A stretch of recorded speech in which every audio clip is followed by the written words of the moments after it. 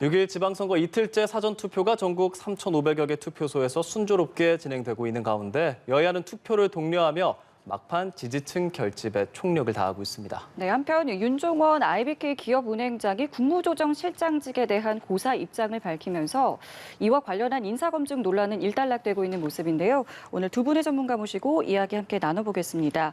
임승호 전 국민의힘 대변인, 권지웅 더불어민주당 비상대책위원 나오셨습니다. 두 분 안녕하세요. 어서 오십시오. 안녕하세요. 안녕하십니까. 네, 지방선거 사전투표가 시작됐습니다. 두 분 사전투표 하셨습니까? 네, 저는 어제 했습니다. 예. 이 사전투표 지금 오전 11시 기준으로 13.7%입니다.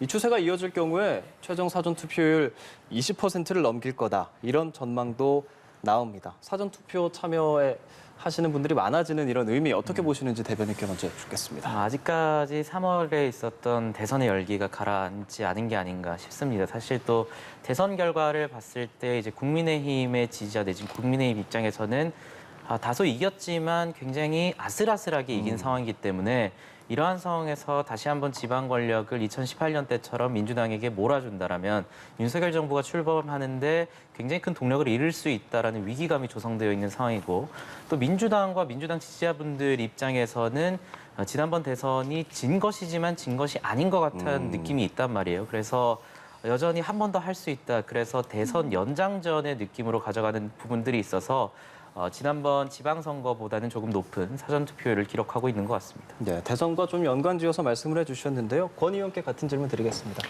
일단 사전투표율이 높다고 하는 건 저는 민주당 입장에서는 좀 긍정적인 신호라고 봅니다. 네. 왜냐하면 하나는 지난 대선 때도 사전투표에서 민주당 지지가 좀 높았던 점이 하나 있었고요.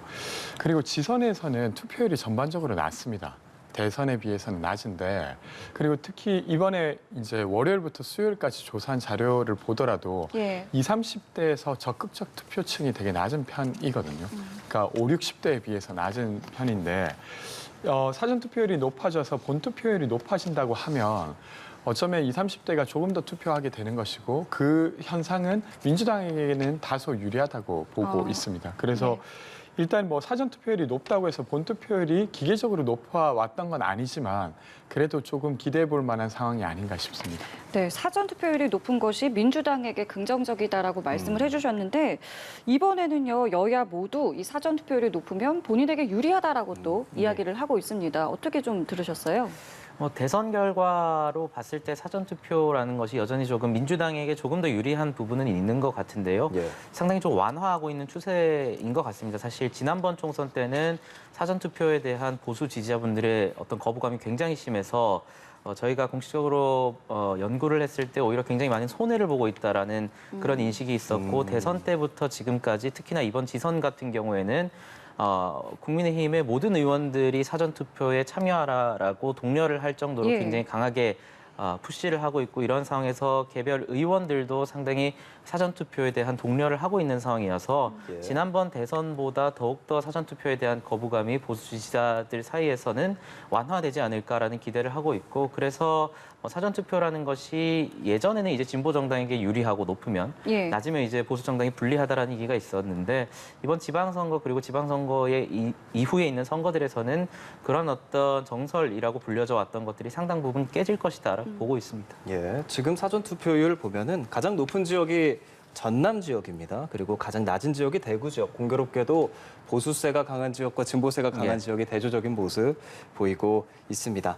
이렇게 사전투표의 막이 올랐고 마지막 주말, 본선거 전에 마지막 주말입니다. 여야 지도부 수도권에 총집결했는데요. 특히 경기지사 최대 승부처로 꼽히는 곳이죠.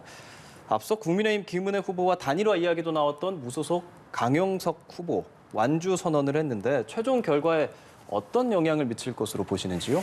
저는 결과에 큰 영향을 미치지는 않을 것이라고 봅니다. 왜냐하면 지난번 대선에서도 봤듯이 심상정 후보를 비롯해서 많은 군소 후보들이 있었지만 특히나 이처럼 아직까지 대선의 열기가 식지 않은 상황에서는 결국에는 좀 양당의 후보들로 수렴할 수밖에 없는 부분들이 있고 또 김은혜 후보 같은 경우에도 계속해서 강용석 후보와의 단일화 얘기가 있을 때마다 굉장히 좀 완고하게 단일화는 없다라는 취지의 발언들을 여러 번 했기 때문에 예.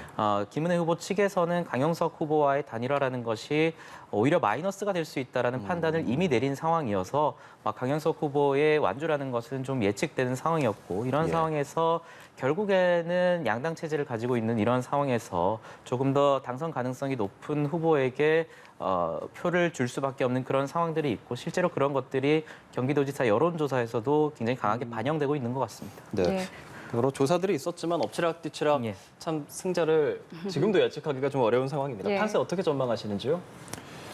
어쨌건 시간이 지날수록 대선의 영향이 좀 적어지고 인물에 대한 어떤 판단들이 더 강해지는 것 같습니다. 그런 면에서는 사실 김동연 후보 같은 경우는 행정과 경제 전문가로 예. 인정받고 있는 분이지 않습니까? 그리고 최근에 정치적으로도 좀 안정감을 보여주신 것 같아요.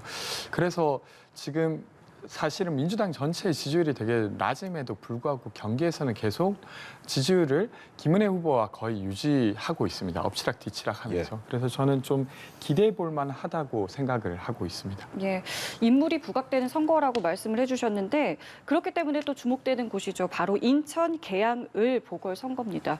윤영선, 이재명, 윤영선. 예. 생각보다 좀 팽팽하게 진행이 되고 있는 것 같아요. 현재까지의 판세 좀 어떻게 보셨습니까?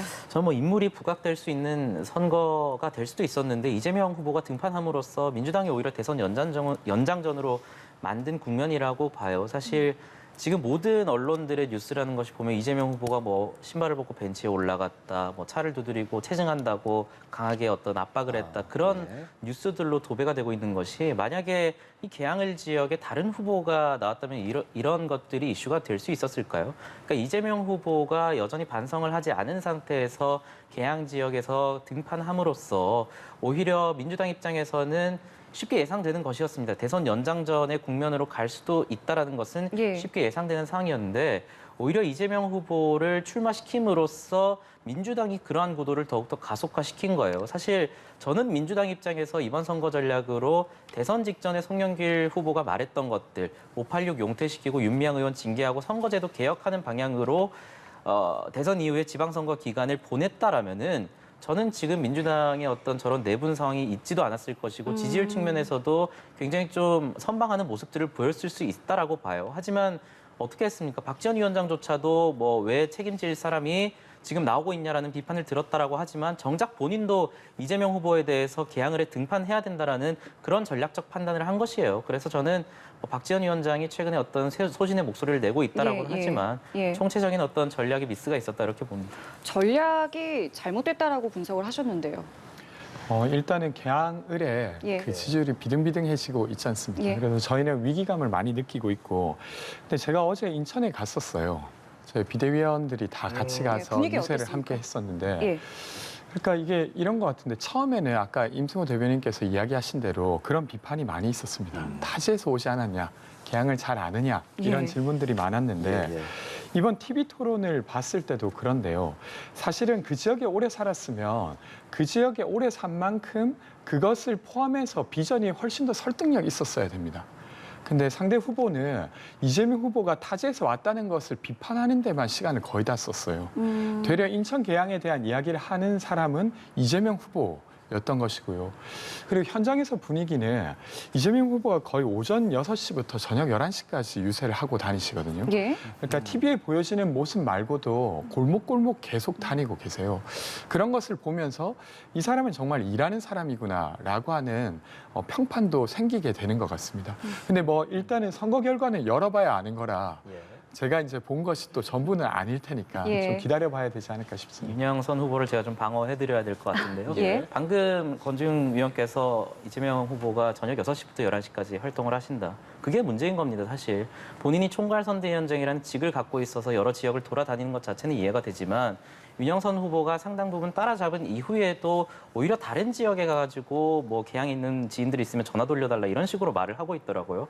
그러니까 전혀 위기감을 느끼지 못하고 있고 이제 와서 뭐 비대위원들 갔다라고 하는데 이제 와서 조금 위기감을 느낀 것 같아요. 그래서 뭐 바닥 민심이라는 것은 뭐 이재명 후보가 가게에 들어갔을 때 막 욕설이 나오는 그런 영상도 있었기 때문에 투표 결과는 조금 기다려 봐야 될 것 같고요. 또 토론 과정에서 윤영선 후보가 개항에 대한 비전이 없었다라고 비판을 하지만 이재명 후보는 정작 김포에 대한 얘기를 했어요. 했어요. 김포공항을 갑자기 이전시킬 것이고 뭐 빠른 시일 내에 비행기가 수직으로 이륙했다 착륙했다 뭐 이런 얘기를 하고 계시던데 왜 굉장히 좀 잘 운영되고 있는 김포공항을 갑자기 이전시킨다라고 개항 국회의원에 나온 사람이 말을 하는지 여전히 조금 대선을 띄고 있다라고 착각하고 계신 것이 아닌지 좀 의아했습니다. 조금 이야기 드리면 예. 김포의 경우 이야기를 하는 건 그 김포공항이 사실 인천 계양의 고도 제한과 연결되어 있기 때문입니다. 그래서 거기에 대한 입장을 내신 거고요.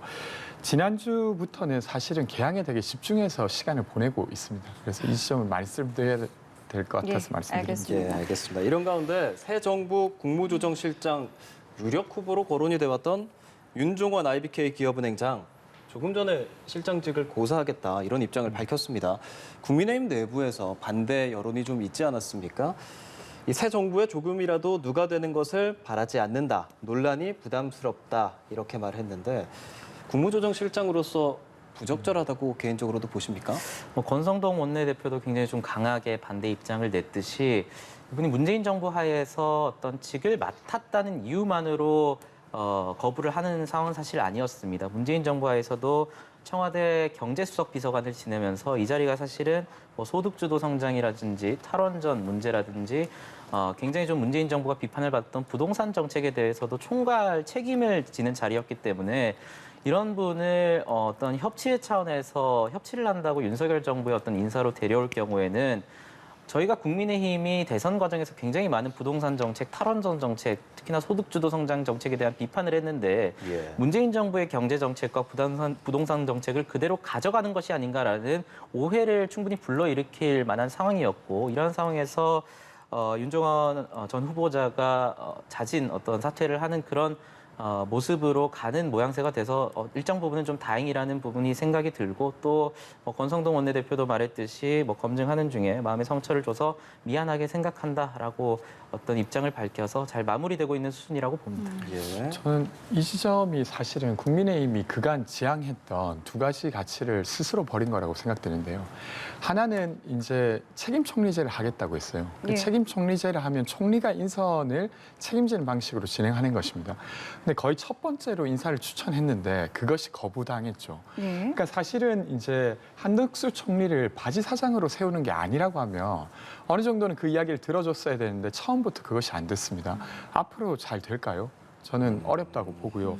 두 번째는 진영 인사가 아니라 능력 인사 하겠다고 했습니다. 예.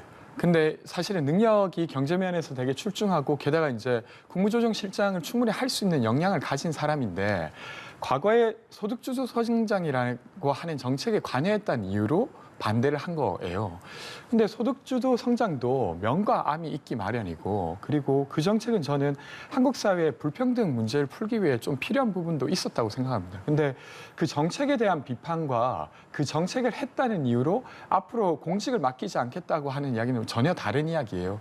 근데 그 면에서도 사실 설명하기 어려울 거라고 생각합니다. 한덕수 국무총리는 일단은 뜻을 받아들이고 새 인사를 생각해 보겠다라고 바로 발표를 했습니다. 새 인선에서 좀 어떤 것들이 고려될 거라고 보세요?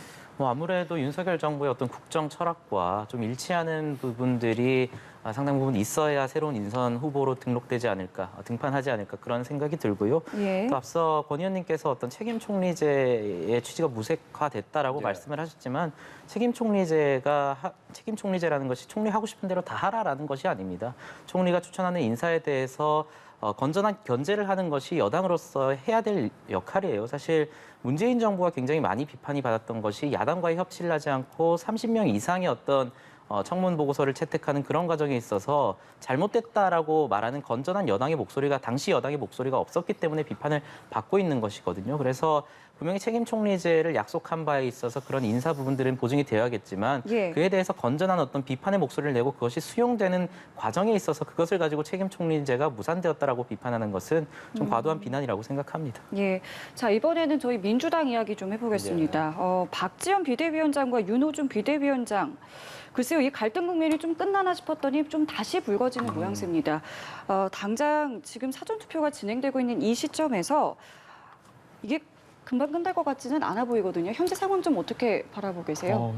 그 비대위에 있는 지도부로서 되게 송구한 마음이 들고요. 예. 그러니까 사실 박 전 위원장님께서 지난주 화요일 날 발표했던 기자회견 내용은 예. 민주당 내에서도 많은 공감대가 있었습니다. 그러니까 실제로 대선 패배 이후에 민주당이 변화해야 된다는 데 공감하고 있었기 때문이죠. 근데 그것이 이제 제시되고 그리고 이제 지방선거 이후에 그것이 본격 다뤄져야 할 텐데 예. 사실은 그 과정에서 계속 그 이야기를 이야기하고 그리고 당내 구성원과 충분히 합의하지 못했다는 비판이 있었을 때 그것을 어느 정도 받아들여 주셨으면 좋았을 텐데 그러지 못한 것 같아요. 그러니까 그 내용에는 여전히 공감하는 사람이 많이 있으나 지금 충분히 예를 들면 저도 비대위원이지만 예. 저와도 충분히 이야기가 되지 않은 채로 이야기가 되는 것 그리고 저뿐만 아니라 다른 비대위원과도 소통이 지금 잘 안 되고 있는 점 이런 부분에 있어서 많은 우려가 있는 상황입니다. 그래서 이것들이 좀 봉합되게 하기 위해서 되게 많은 분들이 노력하고 있는데 예. 아직 그 결실이 맺어지진 못한 것 같습니다. 말씀하신 것처럼 내용도 내용이지만 지금 시점적으로 상당히 좀 지방선거에 영향을 미치지 않겠느냐라는 뭐 우려 섞인 시각이 다수인 거는 사실입니다. 어떻게 좀 보고 계세요? 저는 민주당에서 청년 정치를 많이 강조해 왔는데 청년 정치의 민낯이 드러난 순간이었다라고 생각을 합니다. 박지원 위원장의 사과 자체에 대해서는 저는 뭐 개인적으로는 알맹이는 없었다라고 봅니다. 뭐 586 용태론 이런 것들은 사실 송영길 대표가 당시 대표가 대선 직전에 말했던 거랑 똑같은 거거든요. 그래서 알맹이는 없었다라고 보지만 정치 초보의 어떤 어설픈 몸부림이었죠. 사실 그럼에도 불구하고 저는 더욱더 비판을 하고 싶은 것은 당내 인사들이에요. 사실 이 문제에 대해서 윤호정 위원장은 왜 이 부분에 대해서 같이 사과를 안 합니까? 박지원 위원장이 비공개 회의에서 그런 얘기를 할 때 책상을 쾅치고 나갔던 분까지 있다라고 하는데 박지원 위원장 혼자 책임질 문제인가요? 이런 내용이 일어난 것에 대해서 그 당위를 떠나서 윤호중 위원장을 비롯한 다른 분들도 같이 사과를 해야지 또다시 사과하는 모습에 있어서 박지원 위원장만 내세워가지고 지금 이런 행태를 보이고 있고 또 당내 어떤 국회의원 배지 달고 있는 청년 정치인분들 지금 뭐 하고 있는 건지 저는 잘 모르겠습니다. 뭐 선거가 다가오면 항상 뭐 청년정치위원회 꾸리고 뭐 청년 공천 몇 % 이상 해야 된다라고 말은 잘하면서 정작 그 가장 청년답다라고 할 수 있는 박지원 위원장이 굉장히 높은 비대위원장직에 갔을 때 전혀 보호를 해주고 있지 않아요. 그냥 침묵으로 일관하고 있거든요. 그래서 이런 것들이 청년 정치 하라고 있는 기회인 겁니다. 어떻게 보면 이런 상황이 왔을 때 박지원 위원장에 대해서 구세력과 신세력의 대결로 가져갈 수 있는 부분이 있음에도 불구하고 정작 본인들 공천 등등 어떤 안위를 보존하기 위해서 그런 부분에 있어가지고 침묵하고 이런 것들이 어떻게 청년 정치라고 할 수 있겠습니까? 저는 많은 민주당 의원들이 반성해야 되지만 그중에서도 국회의원 배지를 달고 있는 청년 정치인분들 굉장히 강하게 반성해야 된다 이렇게 생각합니다. 몇몇 의원들은 내부 총질이라고 사실 박 위원장을 비판하지 않았습니까? 그런 상황들 좀 저는 어땠습니까? 뭐 조금 구분해서 보면 지금 이 행위를 초기에 이제 기자회견했던 내용을 내부 총질이라고 보기는 어렵다고 생각합니다. 그 민주당에 필요한 이야기였거든요. 근데 다만 이제 지도부로서 제가 계속 송구스럽다고 하는 것은 지금 지선 투표일을 며칠 남지 않은 이 시점까지 지도부 차원에서 갈등하는 모습을 보여드렸다는 점에 대해서도 좀 송구하다는 이야기를 드리고 싶은 겁니다. 그래서 이것을 봉합하기 위해 많은 분들이 노력하고 있는데 결과적으로는 그러지 못해서 죄송합니다. 예. 그런데 이거 지금 윤 위원장 측에서 박 위원장이 혁신위원장 자리를 요구했다. 이런 내용을 밝혀서 앞으로 갈등이 더 악화할 조짐이 보입니다. 저는 그 이야기도 지금 윤호중 위원장이 직접 이야기한 건 아닌 걸로 알고 있습니다. 그러니까 윤호중 위원장께서는 지금 어떤 언급도 하지 않는 상태이고요. 아까 임승호 대변인께서 말씀하신 대로 사실 이 갈등에는 박지원 위원장님뿐 아니라 윤호중 위원장님의 책임도 저는 있다고 생각합니다. 그리고 좀 더 넓히면 함께했던 비대위원에게도 책임이 있다고 생각하고요. 그래서 뭐 진실 공방이 계속될 것 같지는 않습니다. 아마 지선 이후에 필요하다고 하면 필요한 부분은 확인하겠지만 그때까지 이 논란을 더 키우려고 하진 않는 것 같아서 좀 지켜봐 주시면 좋을 것 같습니다. 예, 봉합을 위해 노력하고 계신다고 하셨는데 뭐 어떻게 좀 진행이 될지 저희가 좀 지켜봐야 될 것 같고요. 자, 윤석열 정부의 첫 추경안을 두고 여야가 좀 진통을 보이고 있습니다. 오늘 오후 8시에 다시 이 처리를 위해서 본회의를 열기로 잠정 합의를 한 상황입니다만은 어떻게 될지는 이 역시 지켜봐야 하는 상황인데 일단 보시기에 오늘 합의가 좀 가능할 거라고 보세요? 저는 가능성은 일부 있다라고 봅니다. 왜냐하면 지금 민주당 입장에서도 이것을 완강히 거부할 경우에는 지방선거에 있어서 굉장히 좀 크게 심판을 받을 그런 영향이 있기 때문에 지금 민주당 입장에서 굉장히 고심이 클 것이다. 왜냐하면 사실 600만 원에서 1,000만 원 손실 보상이라는 것은 윤석열 정부의 어떤 기조였고 약속한 바였기 때문에 이를 지급하겠다는 것에 대해서 민주당이 딱히 반대를 할 명분이 없습니다. 지금 명분으로 들고 있는 것은 왜 뭐 소급 적용 안 하냐 이 정도의 것인데 소급 적용을 하고 싶으면 사실 이 문제를 해결한 뒤에 지금 법령이 미비한 상황이니 지방선거 이후든지 이후에 어떤 지금의 어떤 추경을 통과시킨 이후의 법령을 보완하고 그 위에 어떤 손실보상 그리고 소급 적용 문제에 대해서 충분히 논의할 수 있는 상황임에도 불구하고 지금 반대를 하고 있는 것은 더 드리고 싶은데 더 드리고 싶어서 반대합니다라는 다소 이해할 수 없는 반대를 하고 있기 때문에 민주당 입장에서 사실 양기대 의원 같은 경우에 예결위 회의에서도 당시 추경호 부총리에게 지방선거 이후에 지급할 생각이 없습니까? 라는 다소 좀 황당한 질문을 했거든요. 결국에는 이러한 것들이 민주당이 이 추경과 관련해서 지방선거에 영향을 미칠 것을 우려해서 굉장히 지금 발목을 잡고 있다는 것의 반증이라고 봐요. 그래서 이런 상황이기 때문에 민주당 입장에서도 적정한 지점에서 타협을 하지 않을까 이렇게 생각합니다. 저는 그렇게 생각하진 않고요. 그러니까 이게 추경이 한 번 결정되고 나면 다시 추경하기가 매우 어렵습니다. 그러니까 이번 추경에 그러니까 소급 적용 내용에 들어가지 않으면 되게 대폭 축소된 방식으로 지급되게 돼요. 그래서 그 부분을 우려하는 것이어서 그 부분을 받아달라고 정부에 계속 이야기를 하고 있는데 그 부분이 반영되지 않으니까 협의를 더 해야 된다라고 주장하는 바입니다. 근데 말씀하신 대로 저는 시기에 있어서는 저도 좀 걱정이 됩니다. 예. 왜 그러냐면 이번에 추경을 합의하지 못하고 통과시키지 못하면 어떻게 되냐면 국회 원구성이 새로 시작됩니다. 하반기 그렇죠. 원구성. 예. 그러면 하반기 원구성이 될 때까지 이 추경 논의를 못하게 되는 것이에요. 그래서 그런 점에 있어서는 오늘 본회의에서 통과됐으면 좋겠다고 생각하지만 반면에 이번에 통과되는 것에 소급 적용이 안 된다고 하면 되게 축소된 방식으로 손실보상이 될 거기 때문에 예. 그 지점이 되게 협상의 내용에 되게 중요한 지점이지 않을까 싶습니다. 예, 윤 대통령이 국회가 이렇게까지 협조하지 않을 줄 몰랐다. 소상공인과 자영업자들의 심정을 깊이 헤아려 주길 다시 한번 국회에 당부드린다 이렇게 밝혔는데 이 발언은 어떻게 들으셨어요? 근데 저는 이런 건데요. 저희가 이제 손실보상법 없을 때도 정부가 손실보상을 즉 어떤 방식으로 측정해서 돈을 들였어요. 그러니까 충분히 할 수 있는 일이에요. 근데 그 할 수 있는 일을 두고 법 때문에 못한다 이렇게 말을 하고 있는 거거든요. 그래서 실제로 윤석열 대통령께서 정말로 코로나로 어려웠던 시민들의 삶을 돌보려고 한다고 하면 저는 다른 결단을 내릴 수도 있다고 생각합니다. 예, 민주당에서는 책임을 떠넘기는 대통령에게 유감을 표한다 이렇게 입장을 밝혔어요. 저는 뭐 법 때문에 못한다라는 입장이 아니라 결국에는 이 추경안을 통과시키려면 민주당의 협조가 필요한 상황입니다. 저희가 뭐 국민의힘이 지금 180석을 갖고 있는 상황이 아니기 때문에 그래서 협의가 이루어지지 않는 부분에 대해서 고충과 어떤 불만을 토로한 것인데 그것을 법의 탓을 한다라고 보기는 힘든 상황이고 말씀하신 대로 뭐 어떤 보상의 폭이 줄어든다라고 말씀을 하셨지만 저희가 대선 기간 때부터 약속되었던 최소한의 600만 원 이상의 지원 같은 경우에는 지금 되는 상황이기 때문에 그것을 왜 이 소상공인 분들은 이 금액에 대해서 지금 굉장히 조금 빠르게 지원해달라고 하고 있는 상황이에요. 그래서 이것을 뭐 손실보상의 폭이 줄어든다라고 비판하는 것은 조금 과한 비판이라고 생각을 하고 또 뭐 추경이 한 번 된 뒤에 다시 추경을 하기는 어렵다라고 말씀을 하시고 계시지만 예. 지난 문재인 정부 5년간 민주당의 어떤 추경의 빈도를 봤을 때 그것은 아닌 것 같습니다. 네, 알겠습니다. 오늘 두 분 말씀 여기서 마무리 짓겠습니다. 지금까지 권지웅 더불어민주당 비상대책위원 임승호 전 국민의힘 대변인이었습니다. 오늘 말씀 고맙습니다. 고맙습니다.